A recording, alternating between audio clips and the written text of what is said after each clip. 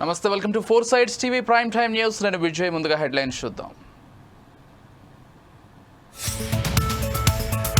నటి జేత్వానీ కేసులో కొనసాగుతున్న విచారణ. విశాల్ గున్ని స్టేట్మెంట్ ఆధారంగా పిఎస్ఆర్ ను ప్రశ్నిస్తున్న సిఐడి.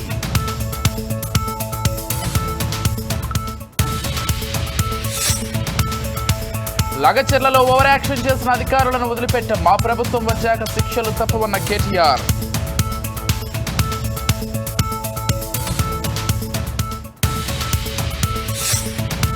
సౌదీ అరేబియాకు ప్రధాని మోదీ యుద్ధ విమానాలతో ప్రత్యేక స్వాగతం.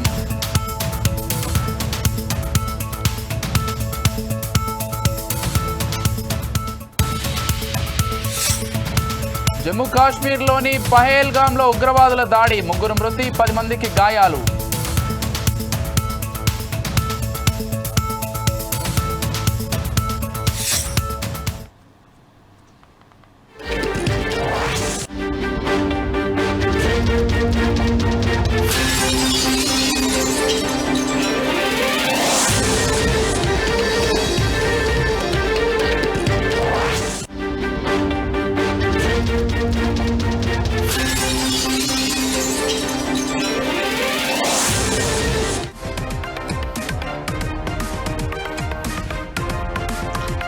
రైట్, బ్రేకింగ్ న్యూస్ చూస్తున్నాం. జమ్మూ కాశ్మీర్ లో మరోసారి ఉగ్ర మూకలు రెచ్చిపోయాయి.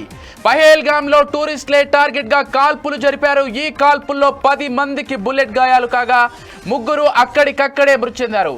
బుల్లెట్ గాయాలైన వారిని ఆసుపత్రికి తరలించారు. అప్రమత్తమైన భద్రతా బలగాలు వెంటనే ఘటనా స్థలానికి వచ్చాయి. ప్రస్తుతం కాల్పులు జరిపిన స్పాట్ లోనే కూంబింగ్ నిర్వహిస్తున్నారు. కాగా ఇటీవలే దేశంలో ఉగ్ర దాడులు జరగొచ్చని నిఘా సంస్థలు హెచ్చరికలు జారీ చేశాయి. పాక్ ప్రేరేపిత ఉగ్రవాదుల దాడులకు దిగొచ్చని హెచ్చరించాయి. ఇక ముంబై ఉగ్రదాడి కీలక కుట్రదారు తహవ్వూర్ రానాను అమెరికా నుంచి భారత్కు తీసుకువచ్చి విచారిస్తున్న తరుణంలో ఈ అలర్ట్ రావడం గమనార్హం. అయితే దాడికి పాల్పడింది తామేనని టీఆర్ఎఫ్ ప్రకటించింది. దీంతో ఉగ్రదాడిని CM Omar Abdullah, lieutenant governor Manoj Sinha ఖండించారు. కాశ్మీర్ ఉగ్రదాడిపై హోంశాఖ అత్యున్నత సమీక్షా సమావేశం నిర్వహించారు. అమిత్ షా అధ్యక్షతన ఉన్నతాధికారులు సమావేశమయ్యారు.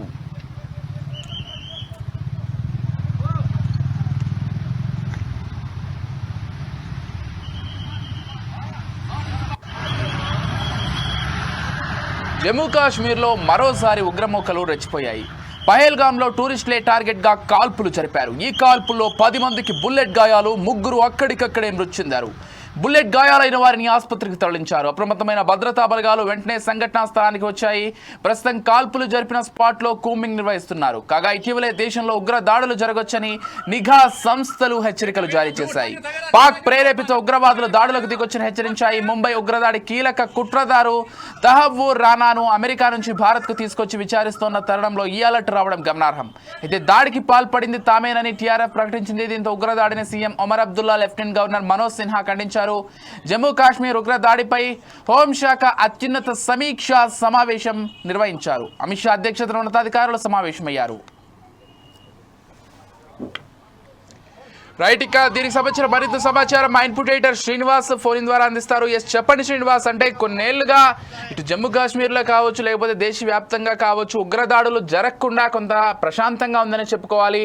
అయితే ఈ ముంబై దాడుల్లో కీలక సూత్రధారిని అమెరికా నుంచి భారత్కు తీసుకొచ్చి విచారిస్తున్న ఈ తరుణంలో ఈ దాడిని ఏ విధంగా చూడాలి, అసలు ఈ దాడి వెనుక ఎవరున్నారు, ఏంటి, దీనికి సంబంధించినటువంటి పూర్తి డీటెయిల్స్ ఏంటి శ్రీనివాస్?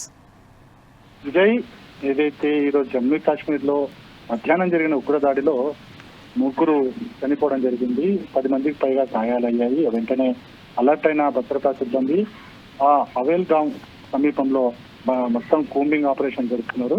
ఇప్పటికి కూడా ఇక్కడ ఎవరు కూడా కనిపించలేదు. అయితే ఉగ్రదాడి వెనక పాకిస్తాన్ హస్తం ఉందని మాత్రం ఇక్కడ స్పష్టంగా తెలుస్తుంది. గత కొద్ది రోజులు అంటే కొద్ది నెలలుగా చూస్తుంటే కనుక దేశంలో ఎక్కడ కూడా ఉగ్రదాడులు లేవు. ఏదైతే ప్రధాని మోడీ 3వసారి ప్రధానిగా బాధ్యతలు చేపట్టిన తర్వాత దేశంలో ఆల్మోస్ట్ ఆల్ ఉగ్రదాడులు అనేవన్నీ కూడా ఆగిపోయాయని చెప్పచ్చు. అయితే ఇప్పుడున్న ఈరోజు జరిగిన దాడి ఏదైతుందో ఈ దాడి సంబంధించి మనం చూసుకుంటున్నాం. ఏదైతే 2 రోజుల క్రితమే దేశంలో చాలా చోట్ల దాడులు జరగవచ్చు అని చెప్పి నిఘా సంస్థలు హెచ్చరికలు జారీ చేశాయి.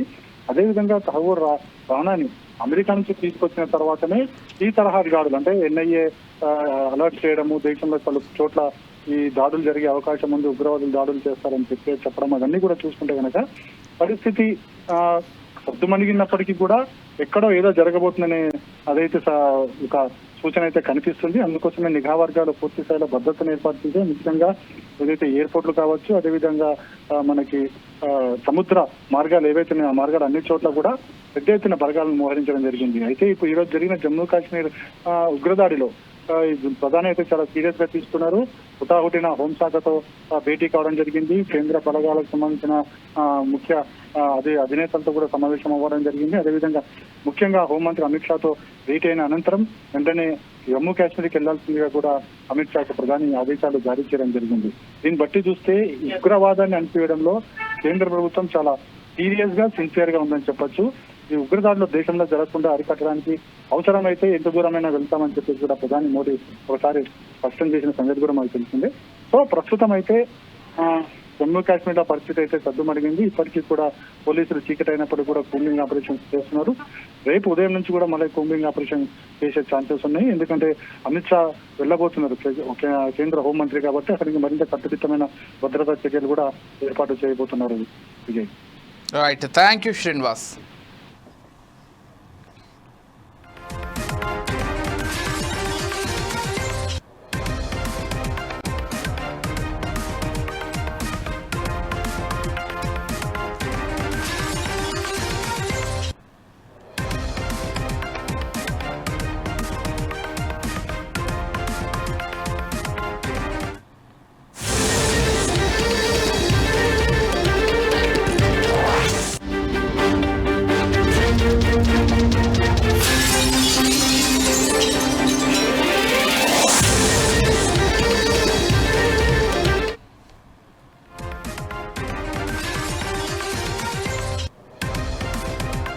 మరో బ్రేకింగ్ న్యూస్ చూస్తున్నాం. తెలంగాణ రాష్ట్ర ముఖ్యమంత్రి రేవంత్ రెడ్డి నేతృత్వంలోని తెలంగాణ రైజింగ్ ప్రతినిధి బృందం జపాన్ పర్యటన విజయవంతంగా ముగిసింది. ఈ పర్యటన ద్వారా రాష్ట్రానికి భారీ స్థాయిలో పెట్టుబడులు, ఉద్యోగ అవకాశాలు వచ్చాయి. ఇప్పటి వరకు మొత్తం 12,062 కోట్ల రూపాయల విలువైన పెట్టుబడులు రాష్ట్రానికి తీసుకురావడానికి ఒప్పందాలు జరిగాయి. దీంతో దాదాపు 30,500 మందికి ఉద్యోగాలు లభించనున్నాయి.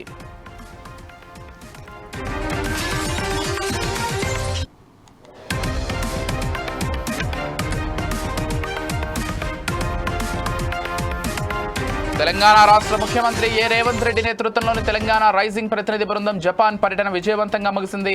ఈ పర్యటన ద్వారా రాష్ట్రానికి భారీ స్థాయిలో పెట్టుబడులు, ఉద్యోగ అవకాశాలు వచ్చాయి. ఇప్పటి వరకు మొత్తం 12,062 కోట్ల రూపాయల విలువైన పెట్టుబడులు రాష్ట్రానికి తీసుకురావడానికి ఒప్పందాలు జరిగాయి. దీంతో దాదాపు 30,500 మందికి ఉద్యోగ అవకాశాలు లభించనున్నాయి.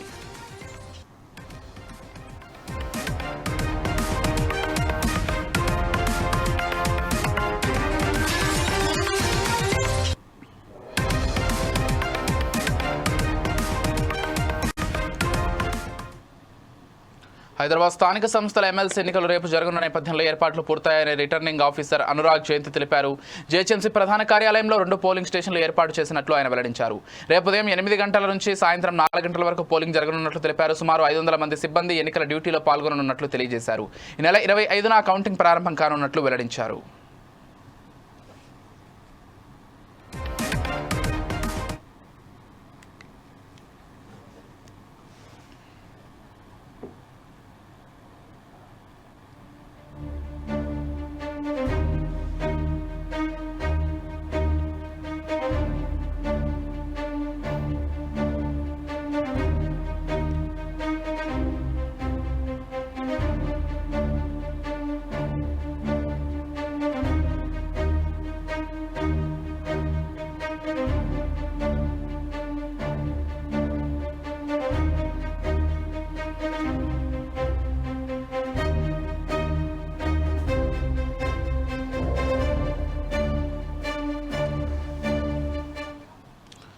లగచర్ల ఘటనపై బీఆర్ఎస్ వర్కింగ్ ప్రెసిడెంట్ కేటీఆర్ తీవ్రంగా ఖండించారు. లగచర్లలో ప్రజలను చిత్రహింసలు పెట్టి మహిళలపైన దాడులకు పాల్పడ్డ పోలీసు అధికారులను డిస్మిస్ చేయాలని కేటీఆర్ డిమాండ్ చేశారు. అలాగే లగచర్ల ఆడబిడ్డలకు రేవంత్ రెడ్డి క్షమాపణ చెప్పాలని డిమాండ్ చేశారు. మరో 3 ఏళ్లలో బీఆర్ఎస్ ప్రభుత్వం అధికారంలోకి వస్తుందని, అప్పుడు అతిగా ప్రవర్తించిన అధికారులు రిటైర్ అయినా ఎక్కడ ఉన్న వారిని గుర్తించి చట్ట ప్రకారం చర్యలు తీసుకుంటామని హెచ్చరించారు.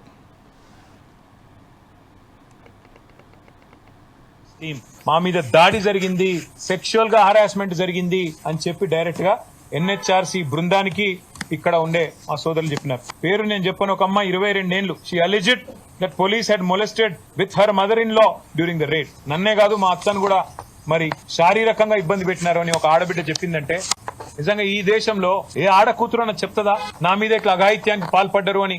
జరగకుండా అబద్ధం చెప్తుందా? మన దేశం ఎటువంటి దేశం? ఆడపిల్లలు ధైర్యంగా ముందుకొచ్చి చెప్తారా ఇసుంటి? అంటే ఎంత దౌర్జన్యంగా, ఎంత దౌర్భాగ్యంగా, ఎంత కిరాతకంగా, ఎంత పాశవికంగా రేవంత్ రెడ్డి ప్రభుత్వం ఉన్నదో దీన్ని బట్టే చెప్పొచ్చు. ఇంకొక అమ్మాయి షీ అలిజెడ్, పేర్లు నేను కావాలని ఒమిట్ చేస్తున్నా. Alleged that police have assaulted her during the raid and she sustained injury on her left thigh.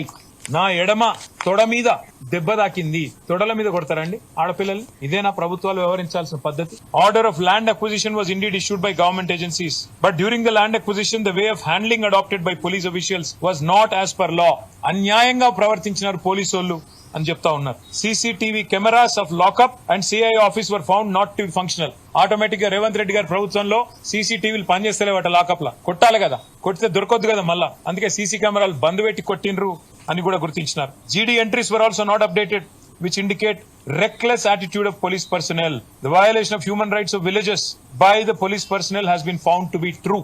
నిజంగా సిగ్గు ఇజ్జత్ మానం ఉన్న ముఖ్యమంత్రి అయితే ఈ పాటికి రాజీనామా చేస్తుండే. చిత్ర హింసలు పెట్టిన మాట వాస్తవం అని ఒక రిటైర్డ్ సుప్రీంకోర్టు జడ్జి చెప్పినాక కూడా ఇజ్జత్ లేని ముఖ్యమంత్రి నీతిమాలిన మాటలు ఆయన పార్టీ మాట్లాడుతూ ఉన్నది. అందుకే ఈ కమిషన్ ఆర్డర్ కూడా ఇచ్చింది. మాకు ఖచ్చితంగా 6 వారాల లోపల కంప్లైన్స్ చెప్పండి, ఏం యాక్షన్ తీసుకుంటారు పోలీస్ ఆఫీసర్స్ మీద అని. ఇవాళ నేను రేవంత్ రెడ్డి ప్రభుత్వాన్ని డిమాండ్ చేస్తా ఉన్నా. ఏ అధికారులైతే పోలీస్ అధికారులు ఎక్స్ట్రాలు చేసిండ్రో, ఏ అధికారులైతే ఇవాళ ఎన్హెచ్ఆర్సీ చెప్తున్నదో చిత్ర హింసలు పెట్టినారు, ఆడపిల్లల మీద అఘాయిత్యానికి పాల్పడ్డారని వాళ్ళని సర్వీస్ నుంచి డిస్మిస్ చేయాలి. సస్పెండ్ కాదు, ఖచ్చితంగా సర్వీస్ నుంచి తొలగించాలని చెప్పి మేము డిమాండ్ చేస్తున్నాం. పోలీస్ టీం మా మీద దాడి జరిగింది, సెక్షువల్ గా హరాస్మెంట్ జరిగింది అని చెప్పి డైరెక్ట్ గా ఎన్హెచ్ఆర్సీ బృందానికి ఇక్కడ ఉండే మా సోదరులు చెప్పినారు. పేరు నేను చెప్పను. ఒక అమ్మాయి 22 ఏళ్లు. She alleged that police head molested with her mother in law during the raid. నన్నే కాదు మా అత్తను కూడా మరి శారీరకంగా ఇబ్బంది పెట్టినారు అని ఒక ఆడబిడ్డ చెప్పిందంటే నిజంగా ఈ దేశంలో ఏ ఆడ కూతురు అన్న చెప్తుందా నా మీద ఇట్లా అఘాయిత్యానికి పాల్పడ్డారు అని?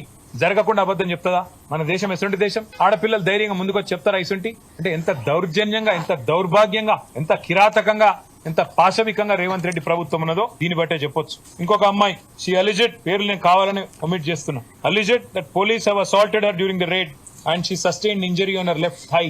నా ఎడమ తొడ మీద దెబ్బ తాకింది. తొడల మీద కొడతారండి ఆడపిల్లల్ని? ఇదేనా ప్రభుత్వాలు వ్యవహరించాల్సిన పద్ధతి? Order of land acquisition was indeed issued by government agencies but during the land acquisition the way of handling.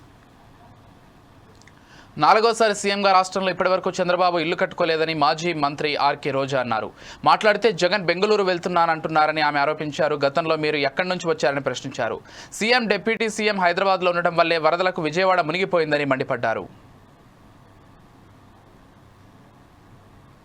రాష్ట్రంలో ఇల్లు పెట్టుకోవాలి, రాష్ట్రంలో ఓటు పెట్టుకోవాలన్న ఆలోచన మీకు కానీ మీతో జత కలిసిన జనసేన పార్టీ ఎవ్వరికీ లేదు.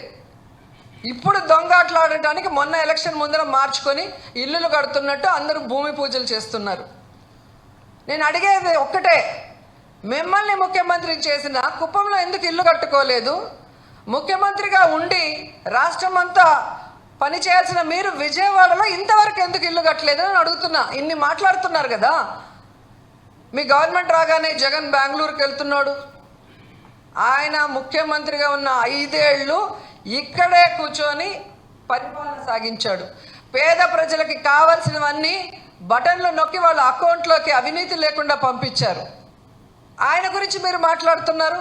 మరి ముఖ్యమంత్రిగా ఉన్న మీరు, డిప్యూటీ సీఎంగా ఉన్న పవన్ కళ్యాణ్ గారు, ఐటీ మినిస్టర్గా ఉన్న నీ కొడుకు ఎక్కడి నుంచి వస్తున్నారండి? ఫ్రైడే అయితే హైదరాబాద్కి వెళ్తారు. మీరు ఈ రాష్ట్రానికి ముఖ్యమంత్రి, తెలంగాణకి ముఖ్యమంత్రి? ఇక్కడ ఇల్లు లేకుండా అక్కడేం పని మీకు? అక్కడ ఇల్లు పెట్టుకోవటం వల్లే ఇక్కడ విజయవాడ సగానికి పైగా ఆ రోజు మునిగిపోయింది. ఇక్కడ ఉండి అడ్మినిస్ట్రేషన్ చేయాలి కదా, అఫీషియల్స్కి మీరు ఇక్కడ ఉండి కదా చెప్పాలి. మీరు చేస్తే రైటు. మీరు ముఖ్యమంత్రులుగా ఉండి, డిప్యూటీ సీఎంలుగా ఉండి మీరు హైదరాబాద్లో కాపురం ఉంటారు. మీకు టైం ఉంటే వచ్చి రాజకీయం చేసిపోతారు. కానీ ఓడిపోయిన వాళ్ళు మాత్రం కాన్స్టిట్యున్సీలోనే ఉండాలి. అటు ఇటు జరిగితే పార్టీ వదిలేశారు, పాలిటిక్స్ వదిలేశారు. వాళ్ళు చెన్నై పోయారు, వీళ్ళు బెంగళూరుకి పోయినారు, భయపడి పారిపోయారు కేసు. విశాఖలో భూ కేటాయింపులపై మాజీ మంత్రి గుడివాడ అమర్నాథ్ స్పందించారు. ఈ సందర్భంగా ఆయన మాట్లాడుతూ షెల్ కంపెనీల సృష్టికర్త చంద్రబాబు అని ఆయన ఆరోపించారు. షెల్ కంపెనీలకు ప్రభుత్వం భూములను కట్టబెడుతుందన్నారు. విశాఖలో విలువైన భూములను ప్రైవేట్ సంస్థలకు నామమాత్రపు ధరకు కూటమి ప్రభుత్వం కట్టబెట్టేస్తుందని మండిపడ్డారు. ఊరు పేరు లేని ఉర్సా సంస్థకు కాపులప్పాడులో 56 ఎకరాల భూమిని కేటాయించారని అన్నారు.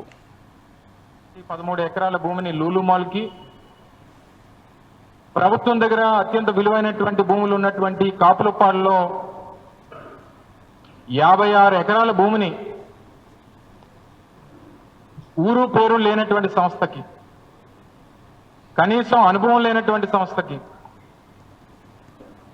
కేవలం 2 మాసాల ముందే రిజిస్టర్ అయినటువంటి సంస్థకి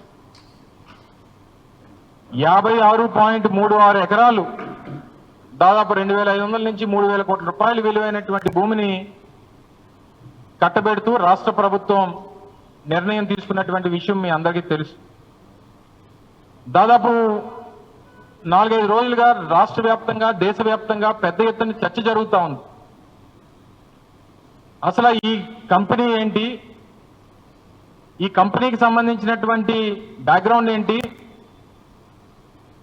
ఆర్థిక పరమైనటువంటి బలం ఏంటి, దీంట్లో ఉన్నటువంటి డైరెక్టర్స్ ఎవరు, అసలు ఈ సంస్థకు సంబంధించినటువంటి కార్యకలాపాలు ఏంటి, ఇవన్నీ కూడా పెద్ద ఎత్తున దేశవ్యాప్తంగా చర్చ జరుగుతూ ఉంది. వాళ్ళు ఏదో 5,728 కోట్ల రూపాయలు పెట్టుబడి పెడతామని చెప్పి ముందుకొచ్చారు. 5,728 కోట్ల రూపాయలు పెట్టుబడికి గాను మేము ఈ 56 ఎకరాలు ప్రభుత్వం కేటాయిస్తుంది అని చెప్పినటువంటి ప్రభుత్వం అసలు ఈ సంస్థ ఎప్పుడు స్థాపించబడింది? చంద్రబాబు నాయుడు గారు గత పాలనలాగే ఇది 4వ ముఖ్యమంత్రి. ఉమ్మడి రాష్ట్రంలో 2 సార్లు 19 సంవత్సరాల పాటు ముఖ్యమంత్రిగా పనిచేశారు. మళ్ళీ ఇప్పుడు 2వసారి. తెలుగు సినిమా పరిశ్రమను ప్రోత్సహించేందుకు రాష్ట్ర ప్రభుత్వం కట్టుబడి ఉందని డిప్యూటీ సీఎం భట్టి విక్రమార్క తెలిపారు. గద్దర్ తెలంగాణ ఫిలిం అవార్డులను ప్రతి ఒక్కరూ గొప్పగా మాట్లాడుకునేలా ప్రదానం చేస్తామని ఆయన అన్నారు.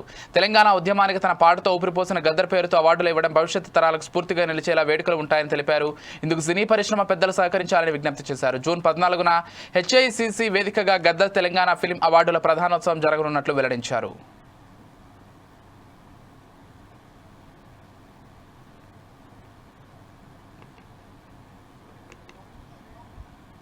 తెలంగాణకు వాతావరణ కేంద్రం బిగ్ రెయిన్ అలర్ట్ ప్రకటించింది. రానున్న 2 గంటల్లో రాష్ట్రంలోని పలు ప్రాంతాల్లో పిడుగులతో కూడిన భారీ వర్షాలు కురవనున్నట్లు అధికారులు తెలిపారు. సిద్దిపేట, మెదక్, జనగామ, యాదాద్రి, మహబూబ్ నగర్, భూపాలపల్లి, ములుగు, భద్రాద్రి కొత్తగూడెం జిల్లాలో ఏ ఆకస్మిక వానలు పడే అవకాశం ఉందని పేర్కొన్నారు. వర్షం పడుతున్న సమయంలో రైతులు ఎవరూ చెట్ల కింద నిలబడకూడదని హెచ్చరించారు. అదేవిధంగా రాష్ట్ర రాజధాని హైదరాబాద్ నగరంలోని దిల్సుఖ్నగర్, బీరంగూడ, బిహెచ్ఈఎల్, హఫీజ్పేట్లో, మియాపూర్, కూకట్పల్లి, కొండాపూర్లో మోస్తారు వర్షాలు కురిశాయి.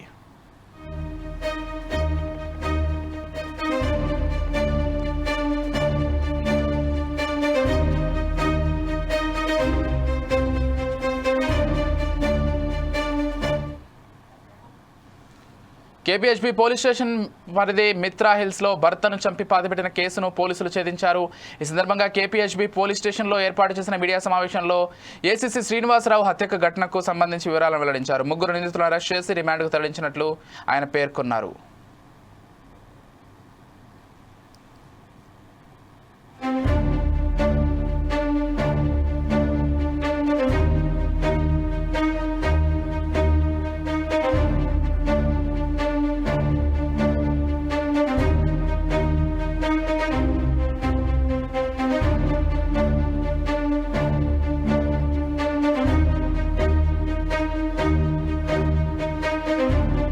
నిన్న రోజు వల్లీనాయక్ అని చెప్పేసి ఆటో డ్రైవరు అతను పోలీస్ స్టేషన్కి వచ్చి చిన్న ఇన్ఫర్మేషన్ ఇవ్వడం జరిగింది. సార్ 19th నాడు నా ఆటో బుక్ చేసుకున్నారు నిజాంపేట్లో ఒక ఇంట్లో. వాళ్ళు చెత్త కుప్ప అని చెప్పి తీసుకొని సంగారెడ్డి చెరువులో వేసి రావాలని చెప్పి 3,500కు మాట్లాడుకొని ఆ చెత్త మూటను తీసుకొని ఆటోలో పెట్టుకొని ముగ్గురు కలిసి సంగారెడ్డి వైపు ప్రయాణం చేస్తుండగా అక్కడ శ్మశానం వచ్చింది దారిలో, అక్కడ ఆపమని చెప్పారు. శ్మశానంలో ఏం పని అంటే ఈ మూట శ్మశానంలో వేయాలంటే అతనికి డౌట్ వచ్చింది, ఇది ఎక్కడో ఉంది అని చెప్పేసి ఆటో డ్రైవరు వాదించి, నేను తీసుకపోతే పోలీస్ స్టేషన్ తీసుకపోతా, లేకుంటే మీ ఊరికి, లేకుంటే ఎక్కడి నుంచి తీసుకొచ్చిరో అక్కడికే పోవాలి అని చెప్పి అక్కడ అల్లరి చేసిండు. సరే అని వాళ్ళు ఒప్పుకొని మళ్ళీ నిజాంపేట వచ్చారు వాళ్ళ ఇంటికి. వచ్చిన తర్వాత ఆ మూటను దించుకొని మళ్ళీ ఇంట్లో పెట్టుకున్నారు. అతనికి స్మెల్ వచ్చింది. అప్పుడు వెంబడే పోలీస్ స్టేషన్కు నెక్స్ట్ డే వచ్చి ఇన్స్పెక్టర్ రాజశేఖర్ని కలిసి ఆ విషయం చెప్పాడు. వెంబడే ఇన్స్పెక్టరు మరియు వాళ్ళ ఎస్ఐస్ లింగం వీళ్ళంతా టీం కలిసి ఆటో డ్రైవర్తో మాట్లాడిన తర్వాత ఎక్కడైతే ఇంట్లో దించారో ఆ ఇంటికి వెళ్ళి చూడగా అక్కడ తాళం వేసి ఉన్నది. ఇమ్మీడియట్గా వాళ్ళ గురించి ఎంక్వైరీ చేసిన తర్వాత మల్లేష్ అనే వ్యక్తి దొరికిండు. ఆ మల్లేష్ని తీసుకొని వచ్చిన తర్వాత జ్యోతి భార్యాభర్తలు మల్లేష్ జ్యోతి వాళ్ళిద్దరిని తీసుకొని వచ్చిన తర్వాత నిజామాబాద్ జిల్లాలో టీపీసీసీ అధ్యక్షుడు మహేష్ కుమార్ గౌడ్ సమీక్ష సమావేశం నిర్వహించారు. తెలంగాణలో అమలవుతున్న అభివృద్ధి పథకాలపై దేశవ్యాప్తంగా చర్చ జరుగుతుందని ఆయన అన్నారు. నోటికి వచ్చింది మాట్లాడడం బీఆర్ఎస్ నేతలకు అలవాటుగా మారిందని విమర్శించారు. బీఆర్ఎస్ నేతలు రైతులపై ముసలి కన్నీరు కారుస్తున్నారని మండిపడ్డారు. 10 ఏళ్ల బీఆర్ఎస్ పాలనలో రైతులు అరిగోసపడ్డారని ఆరోపించారు.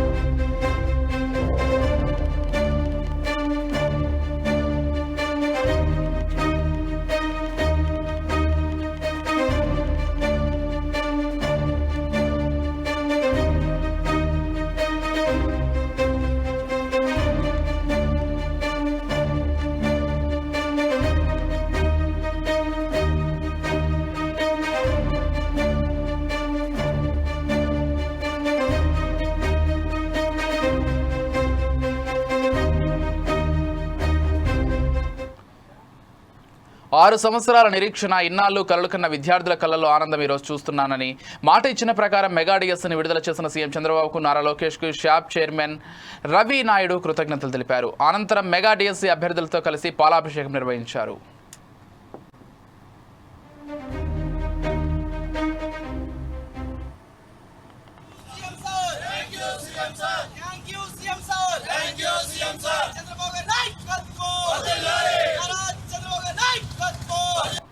ఈరోజు తిరుపతి ఆర్డీఓ ఆఫీస్ నందు మెగా డిఎస్సి అభ్యర్థులు మరియు టీఎన్ఎస్ఎఫ్ తిరుపతి పార్లమెంటు రాష్ట్ర కమిటీ నగర కమిటీ ఆధ్వర్యంలో ఈరోజు మెగా డిఎస్సి విడుదలపై చంద్రబాబు నాయుడు గారికి, విద్యాశాఖ మంత్రి నారా లోకేష్ గారికి కృతజ్ఞతలు తెలిపే కార్యక్రమాన్ని ఈరోజు నిర్వహించడం జరిగింది. 6 ఏళ్ల కళ, గత 5 సంవత్సరాలు ఇదే ఆర్డీఓ ఆఫీస్ నందు నేనే, మా విద్యార్థి సంఘాలు, అన్ని సంఘాలు, విద్యార్థులు ఆర్తనాదాలు పెట్టాం, నిరసనలు వ్యక్తం చేశాం, ధర్నాలు చేశాం. మీ కెమెరాలే సాక్షి. ఇదే రోడ్డు మీద పొల్లు దండాలు పెట్టాం. ఇదే వైఎస్ రాజశేఖర రెడ్డికి దండం పెట్టుకున్నా, నీ కొడుకు బుద్ధి మార్చు మార్చు మార్చు అని చెప్పి ఇదే రాజశేఖర రెడ్డి గారి విగ్రహం కాడ దండాలు పెట్టి 5 ఏళ్ళు అలిసిపోయాం. ఆ రోజు చంద్రబాబు నాయుడు గారు ఒక మాట ఇచ్చారు, నేను అధికారంలోకి వస్తానే, కూటమి అధికారంలోకి వస్తానే, మొట్టమొదటి సంతకం మెగా డిఎస్సి మీద పెడతాను, అది కూడా 5,000 6,000 పోస్టులు కాదు, 15,000 పోస్టుల పైన భర్తీ చేపడతాను, మళ్ళీ భర్తీలు చేపడతామని చెప్పి ఆ రోజు మాట ఇచ్చారు. ఇచ్చిన మాట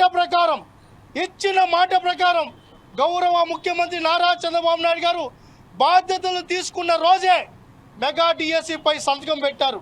కొన్ని లక్షల మంది విద్యార్థుల జీవితాల్లో ఆశలు చిగురించే విధంగా ఆ సంతకం మారింది. ఆ రోజు అభ్యర్థులందరూ ఆనందం వ్యక్తం చేశారు. దానిపైన అనేక కసరత్తులు జరిపి ఒక సమర్థవంతమైన డిఎస్సి ప్రకటించాలని విద్యాశాఖ మంత్రి నారా లోకేష్ గారు ఒక పక్క రిజర్వేషన్ని ఒక పద్ధతి ప్రకారం నడిపించాలి. దాంతోపాటు అన్ని కేటగిరీలకు న్యాయం జరగాలి. అన్ని జిల్లాల్లో ఉన్న అభ్యర్థులకు న్యాయం జరిగే విధంగా ఈ డిఎస్సిని ఒక రూపకల్పన చేసి నిన్న ప్రకటించడం జరిగింది.